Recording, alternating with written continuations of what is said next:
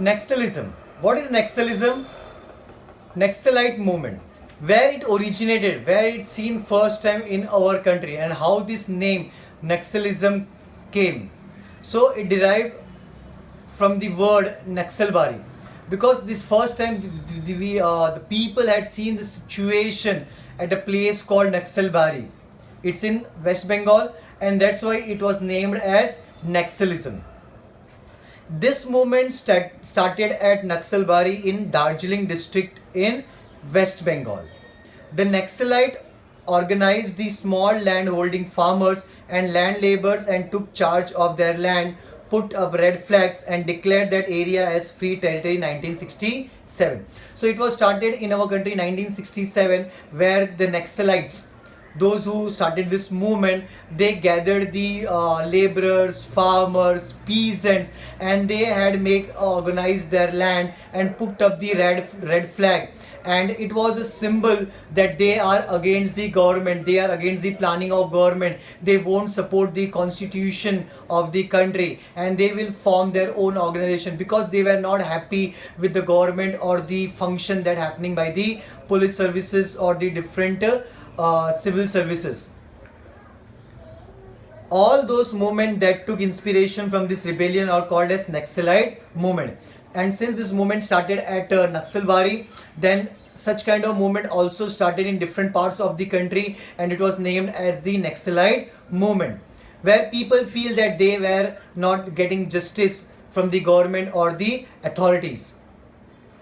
The movement had the objectives of establishing action committees to raise a voice against the exploitation of the farmers by the landlords and confiscate the lands of the landlord and distribute among the tenants. So the movement started in the way that the landless laborers or the peasant should get the land, and they confiscate the land from the landlords. What do confiscate? Captured or taken back. So if you see in the beginning, the movement was started in a very positive way. Yeah, the thought was good, but the way they started this movement was not in a proper way. But again, it somehow it helping the society. But later, this movement lost its dignity or the track. It moved towards the violence. Understood?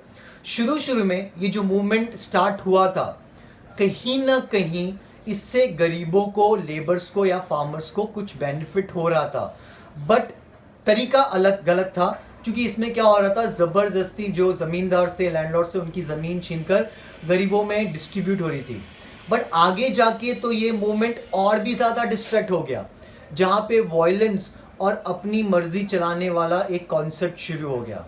तो कहीं ना कहीं हम इसको justify नहीं कर सकते हैं कि ये मूवमेंट जो है बहुत ही सही है. The movement had the objectives of establishing action committees to raise a voice against the exploitation. We know meaning of exploitation. When doing just injustice with the group of people or the community of the farmers by the landlords and confiscate means capture, taken back the land of the landlords and distribute it among the tenants. We know tenants because there are few farmers that don't have their own land. They are called as peasants. So they work as a tenant on the lands of the landlord. So these lands given to them. Later, the movement strayed away from its objective. Strayed away means moved away from its objective. फिर इसका रास्ता ही बदल गया, जहाँ पे violence को ही ज़्यादा support किया जाने लगा. It took recourse to terrorism to prevent any government schemes and welfare policies. And in this way, the people, they trying to stop that government policies or government schemes wouldn't get reach to those people. फिर इसमें क्या हो रहा है, जो जिनको ज़रूरत भी है उनको इस सब चीज़ों के बेनिफिट नहीं मिल पा रहे हैं, एजुकेशन नहीं मिल पा रहा है, जॉब नहीं मिल पा रहा है. The Naxalites started a parallel system by rejecting the democratic system. What a parallel system? They started their own government and they are not supporting the democratic system. This made Naxalism a serious challenge to India's internal security, and in this way Naxalism became a big challenge for the India's security. The movement was mainly located in West Bengal. If we talk about this movement was basically started in West Bengal, but it moved to the different parts of the country. The movement was mainly located in West Bengal.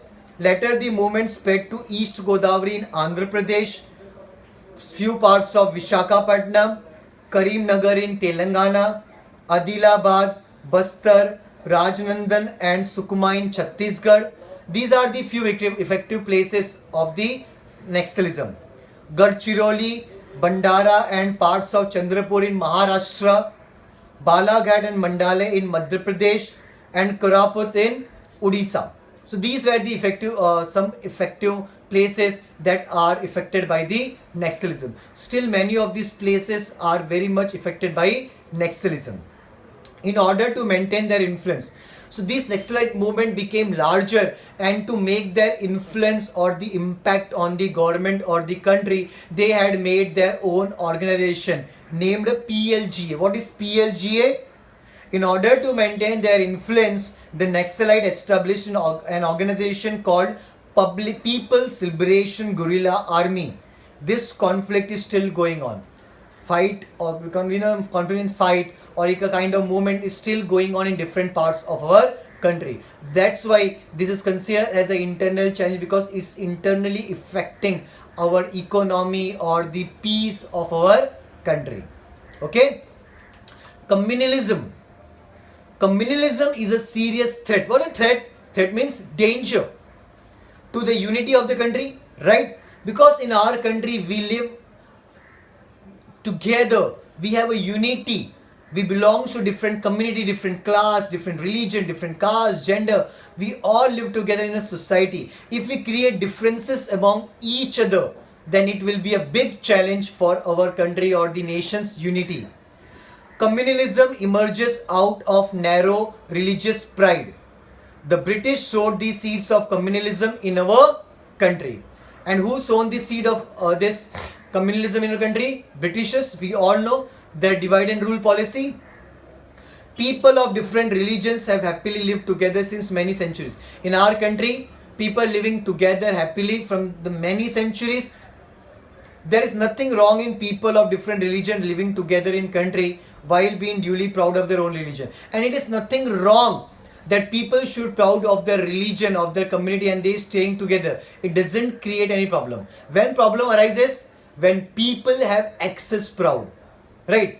आपको अपने religion, अपने community को respect करना कोई गलत बात नहीं है, बट ये रेस्पेक्ट, ये प्राइड जब लेवल क्रॉस करती है, इसकी जो हाइट है वो हद है बढ़ जाती है, तो जाके हमारे अंदर प्रॉब्लम आते हैं, हमारे रिलेशंस में प्रॉब्लम आते हैं. But when this pride becomes excessive means high, then it turns into bigotry. What is bigotry? A kind of hatred. नफरत शुरू हो जाती है. और जब अगर हम एक दूसरे से नफरत करेंगे तो हमारी यूनिटी खत्म हो जाएगी. अगर हमारी यूनिटी खत्म हो गई तो हमारी कंट्री डेवलप नहीं हो पाएगी. Right? Because our unity is our strength. Each one of them begins to consider their religion superior and others inferior. And when this feeling arises, then we consider our religion as a superior and others' religion or community as the inferior. So that's the problem. We need to stop this. And we don't want to create such thinking in our society. This leads to religious fanatism. Whatever fanatism, fanatism is a kind of violence, a kind of problem. Fanatism is the base of communalism, right? It makes one obvious of national interest. People of different religion don't trust each other. And if we arise such feeling, then we don't trust each other. अगर हम हिंदू और मुस्लिम के नाम पे हमेशा झगड़े करेंगे, problems create होंगे. कभी भी कोई हिंदू मुस्लिम्स पे ट्रस्ट नहीं करेगा, कोई मुस्लिम हिंदू पे नहीं ट्रस्ट करेगा. See, I am not against any religion. I am just giving you the example. We had seen such kind of feelings even in the so many movies, जहाँ पे लोगों को धर्म के नाम पे भड़काया जाता है. बहुत बार पॉलिटिकल पार्टीज अपने फायदे के लिए लोगों को डाइवर्ट करते हैं. हमें being a common people, we need to understand it, or the importance of our religion, of our unity. This is our responsibility. They become suspicious of each other. What is suspicious? A kind of distrust. हम विश्वास नहीं करते हैं. फिर अगर आपको किसी community या किसी लोगों के ऊपर अगर आपको भरोसा नहीं होगा तो क्या हम अच्छे रिलेशन मेंटेन कर पाएंगे? नहीं कर पाएंगे. ऐसी फीलिंग आ जाती है हमारे अंदर. Compatriots following different religions are looked as an enemy. Compatriots means those who are living with each other, those who are with us in different movements or in different propagation, they become enemies. लोग एक दूसरे से मिलते नहीं हैं. आज कैसे कोई फेस्टिवल होता है, चाहे ईद हो, दिवाली हो, बैसाखी हो, पतेती हो, कोई भी रिलीजन के फेस्टिवल हो, हम सब लोग मिलके सेलिब्रेट करते हैं. When we arise such kind of feeling, then we won't trust each other. Even commensability or coming together. Commensability is communication or getting in touch with each other or celebrating with each other. Coming together on festivals became rare. People don't trust anyone or don't attend anyone's festival. As a result, it becomes difficult for everybody to come together and get organized for their demands and rights as citizens. Fanatism makes the perspective of looking at events and people prejudice. What is prejudice? Not trusted. Distrust. When people are not 100% satisfied or they don't believe on any community or any region or any person, then it's called as the prejudice. We had a doubtful thought. Some people began to think of economic and social cohesion also in the framework of their own religion. Some people of the religions think that since they belong to a particular religion, they have no influence in politics. And many times people create a negative thought in their mind that I belong to this religion, I belong to this community, so I don't have any kind of opportunity or any kind of power in politics or in the development. होता है ना, बहुत बार बोलते हैं ना, अरे मैं तो इस रीजन का हूँ, इस कंट्री, इस रिलीजन का हूँ, तो मुझे तो इस कंट्री में या इस रीजन में कोई बेनिफिट नहीं मिलता है, मुझे देश छोड़ के जाना चाहिए या फिर मुझे इस टेरिटरी में रहना नहीं चाहिए. ऐसी फीलिंग आएगी तो सिर्फ लोगों के अंदर क्या होगा? हेट्रेड होगा, नफरत होगा. They begin to believe that they are being treated unjustly. And if this feeling arises, then people believe that they are being treated as unjustly. उनके साथ अनजस्टिस हो रहा है, उनको फैसिलिटी नहीं मिल रही, उनको जॉब नहीं मिल रहा है, उनको प्रॉपर फैसिलिटीज नहीं दिए जा रहे हैं, उनको अवॉइड किया जा रहा है, निगलेक्ट किया जा रहा है. They hold the idea that government is partial against the religion. So they also feel that कि government भी क्या है? Partial है. Partial, you know, partiality. When comparison happens, partiality. So they believe that government is also partial against their religion. They are not supporting them. In such a condition, they become too sensitive about their religion and their co-religionists. And if this feeling arises, then they become sensitive about the religion and the co-religionists, the people. If anybody speaks about the people of their religion or insults a religious symbol, knowingly or unknowingly, riots break out. So कभी यार गलती से भी ऐसे कुछ movements होते हैं जहाँ पे लोगों को कुछ आप बोलते हो, अगर उनको बुरा लगता है, सो भले वो आप जानबूझकर बोले. knowingly means by your own wish, unknowingly means it sometimes happens. Then the riots break. Riots means, you know, Hindi में कहते हैं दंगे होना. Destruction happens on the religious rights. So many destruction happens to the people or the authorities or the transportation system. They all collapse. Right? हमने देखा हुआ है, movies में देखा हुआ है कैसे शॉप्स को तोड़ते हैं, बसेस को, कार्स को या जो भी व्हीकल्स है उसको जलाते हैं. These are creating a problem. If anybody speaks about the people of the religion or insult the religious symbols knowingly or unknowingly, riots break out because of this kind of thinking. Hundreds of innocent people are killed because of this. Many people are killed. Hundreds of innocent people are killed. Public property worth of crore rupees is damaged. Right? Government's property is public property. Right? Even we are paying the tax na. If any buses or any kind of offices has been burned, it's public's loss.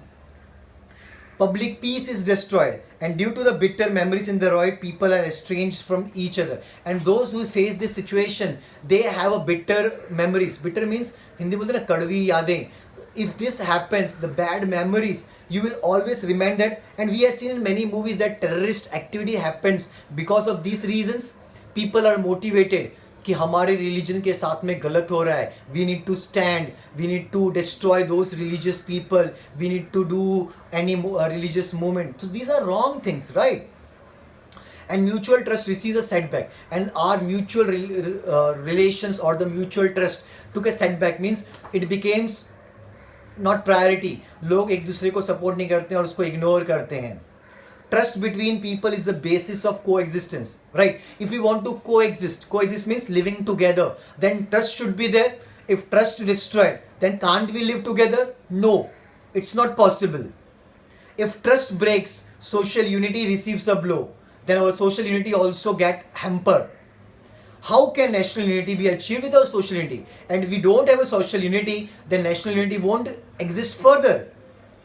Hence, it is necessary that we all counter this religious communalism with all our strength. Counter means attack. We should attack such kind of feelings or religious movement. We need to stop it. It's our responsibility. It's a responsibility of all the citizens. For this, we should mix with people of different religion. And to make that possible, we should mix with the people. We need to celebrate the festival of every religion. We need to get together with the people.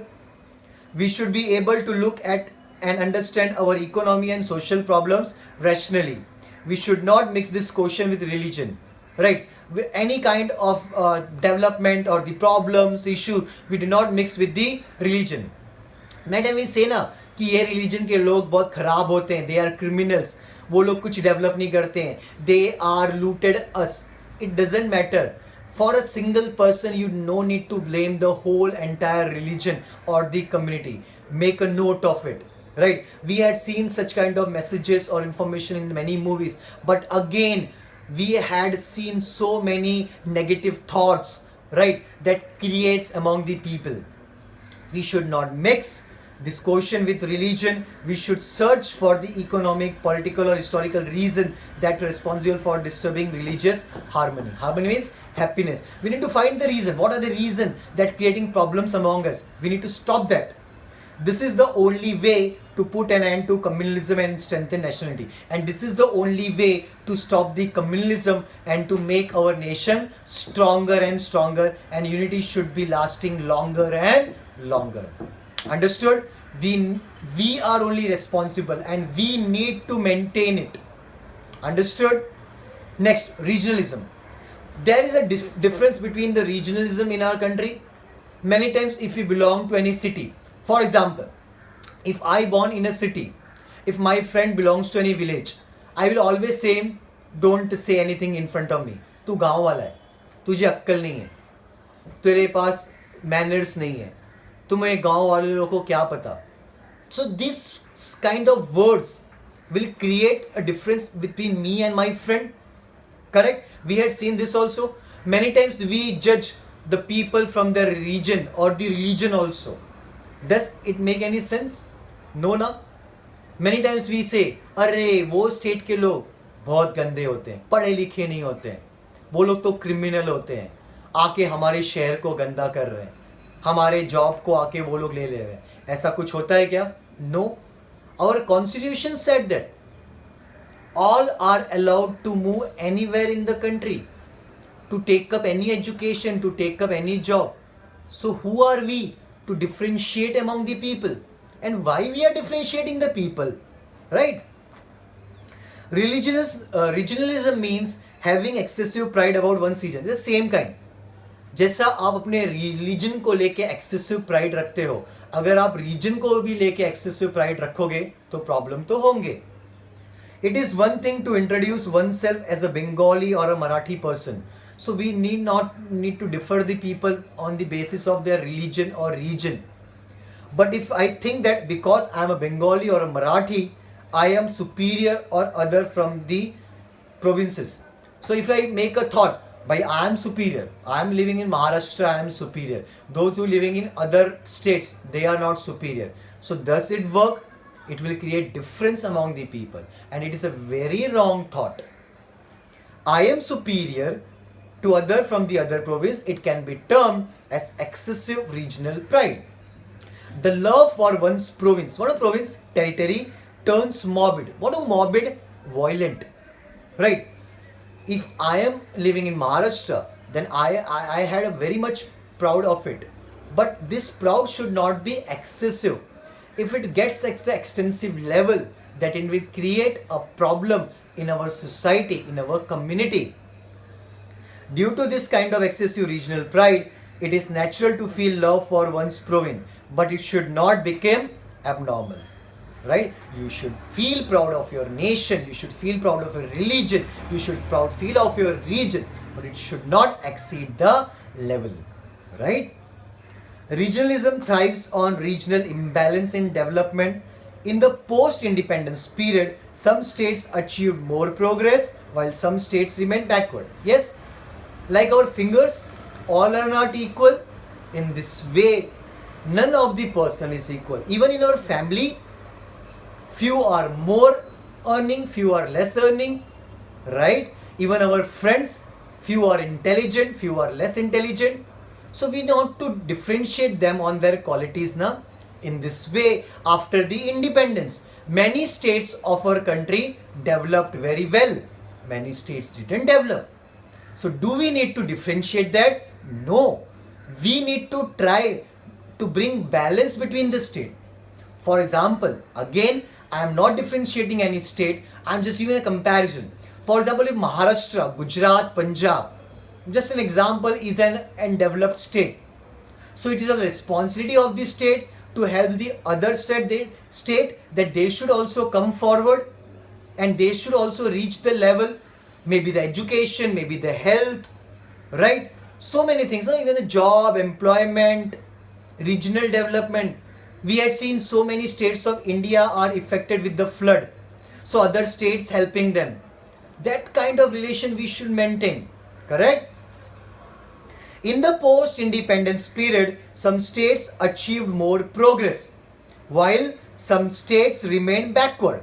For example, states like Maharashtra, Gujarat, Punjab, Tamil Nadu developed economically and industrially. These states develop economically and industrially. We know economic money. Industrially, we have a very good growth in industrial. Whereas states like Odisha, Bihar, Assam remain undeveloped economically and industrially. Economic development and reforms are the foundation of progress. Right? Economic reforms. There are if any state have economy well established, then it is a foundation of that region. As a result, the states that develop economically can also achieve progress in the other areas like education, health and culture. Right? So though if any state had a good economic background, then it also automatically develops in the field of education, health and culture and different fields. The states which have not developed in this manner remain backward in education and civic amenities. Civic amenities means basic facilities like education, health, transport. The opportunities of development available to people in developed states are not possible for people in backward states. And we all know that. The people who are living in developed states have more opportunities of health, job, education, transportation, and maybe these kind of facilities are not available in the backward states. So do we need to create a difference on them? No, we need to support them. We need to bring them together. They are harassed by problems of education. Harassed means they are suffering by such problems of education, backwardness, unemployment, poverty, etc. They begin to think that they are being cheated. They are being kept away from the benefits of development. Because of this understanding between states is broken. This in turn have a negative impact on national unity. The economic imbalance that has endangered this understanding needs to set right. Our government makes effort in this direction, and our government has made effort in this direction, trying to make the regional balance. Regionalism can affect developed as well as undeveloped state. If this feeling arises, if the feeling of regionalism arises, it can affect to any state, whether it's developed or undeveloped, right? The people of developed states begin to believe that they are superior due to their superior history and culture, due to their superior history and culture, and hence they have developed that much. So the people or the citizen that belongs to developed states, they create a feeling that they belongs to a developed state. It means that they have a much well established culture and history, or their background is very much strong. Then they began to look upon the people of underdeveloped regions. they are not willing to share the benefits. So they are not willing means they are not happy to share their resources with the people of the underdeveloped states.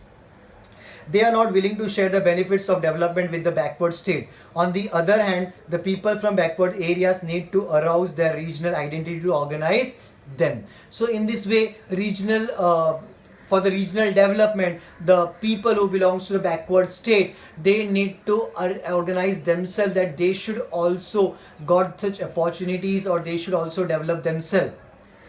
This leads to regionalism. It endangers national unity.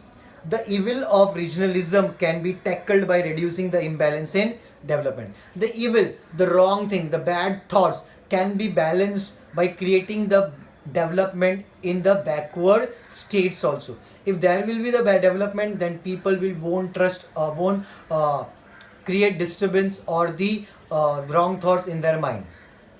So what we had studied a few challenges that India is facing. These are the few challenges that we're still facing. Apart from these, there are several problems like overpopulation. Yes, our India, we had a huge population. Cleanliness or hygiene became a big challenge for us. Agriculture and the problems of the farmer, right? Problems of the farmers are also a big issue in our country.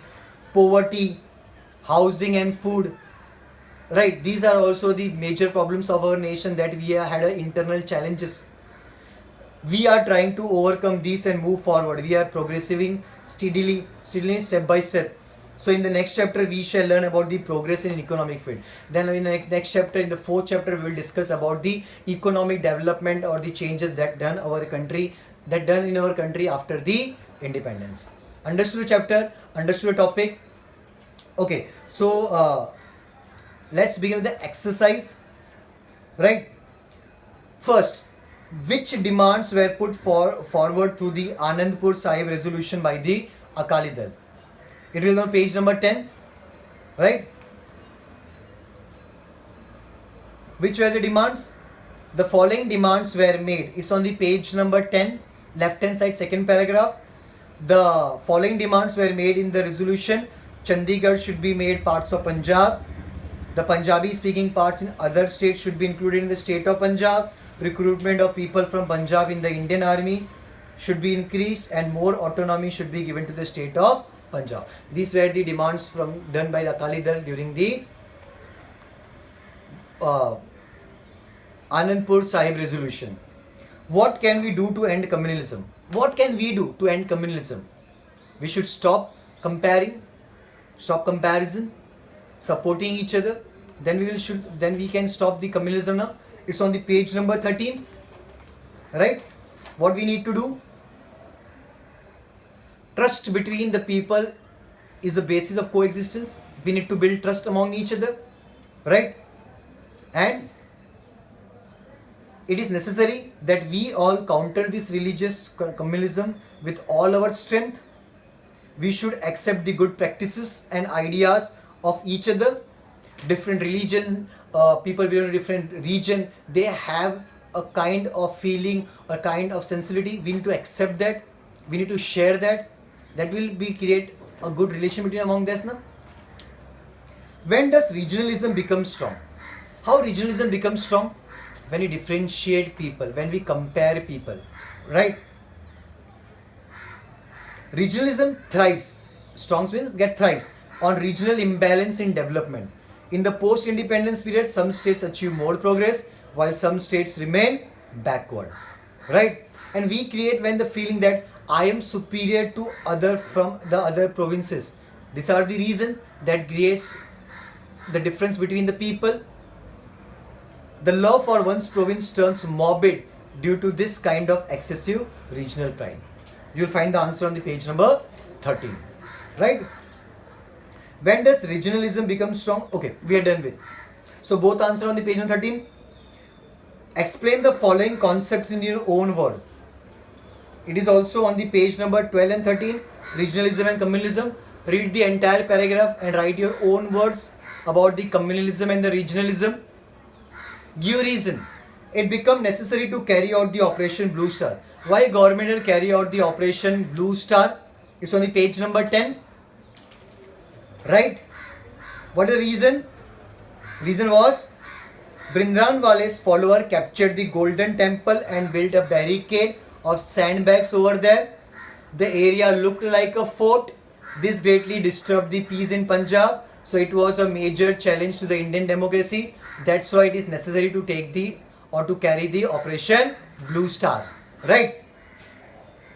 Next, we should fight communalism with all our strength. Yes, we need to fight the communalism with all our strength, because if we are united, then we can easily destroy or stop the communalism. Correct? Next, write the full forms. Remember, first MNF. What is MNF? Mizo National Front. MNF, Mizo National Front. NNC. What is NNC? Naga National Council. NNC, Naga National Council. Next is PLGA. What is PLGA? People's Liberation Guerrilla Army. What is PLGA? People's Liberation Guerrilla Army. Understood? Please go through the entire chapter, read it twice. If you find any doubt, any confusion, mark it so that we can discuss in the further lecture or in the coming session. And you all should ready for your upcoming test. All the best. Make sure you don't keep any doubt in your mind related to the topic. Thank you so much.